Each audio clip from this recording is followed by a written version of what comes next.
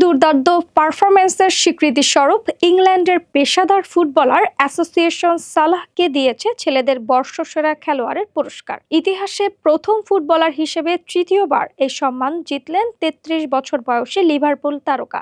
লিভারপুলে league শিরোপা জয়ে বড় অবদান রাখেন সালাহ।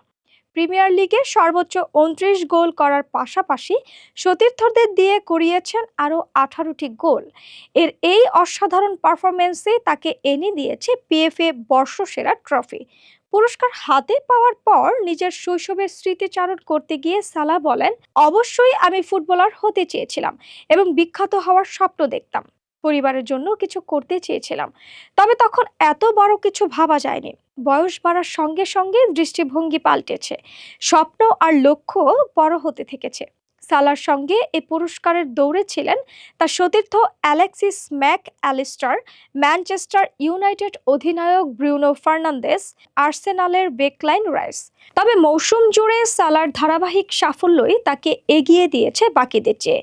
এর আগে প্রিমিয়ার লিগের বর্ষসেরা খেলোয়াড় এবং ফুটবলার রাইটার্স অ্যাসোসিয়েশনের বর্ষসেরা ফুটবলারের পুরস্কারও জিতেছেন তিনি। একই আসরে ছেলেদের বর্ষসেরা তরুণ খেলোয়াড় হয়েছেন অ্যাস্টন ভিলার মিডফিল্ডার মর্গান রজার্স। ২৩ বছর বয়সী এই ফুটবলার ভিলার ইতিহাসে পঞ্চম তরুণ খেলোয়াড় যিনি এই সম্মান পেলেন। সম্মান পাওয়ার পর রজার্স বলেন, আমি চাই ভবিষ্যতে সেই মহান খেলোয়াড়দের কাতারে নাম লেখাতে যাদের নিয়ে মানুষ কথা বলে। এজন্য আমাকে তাদের পথ অনুসরণ করতে হবে।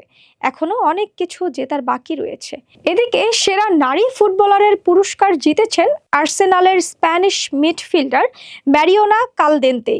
আর ইংল্যান্ড জাতীয় দলের সাবেক কোচ স্যার গ্যারেথ সাউথগেটকে ফুটবলকে তার অবদান এবং ইংল্যান্ড দলের সাফল্যে গুরুত্বপূর্ণ ভূমিকার স্বীকৃতিস্বরূপ দেওয়া হয়েছে ২০২৫ সালের পিএফএ মেরিট অ্যাওয়ার্ড।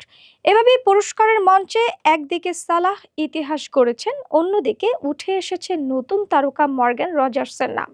আর ফুটবলের প্রতি আজীবন অবদানের জন্য সম্মানিত হয়েছেন গ্যারেথ সাউথগেট।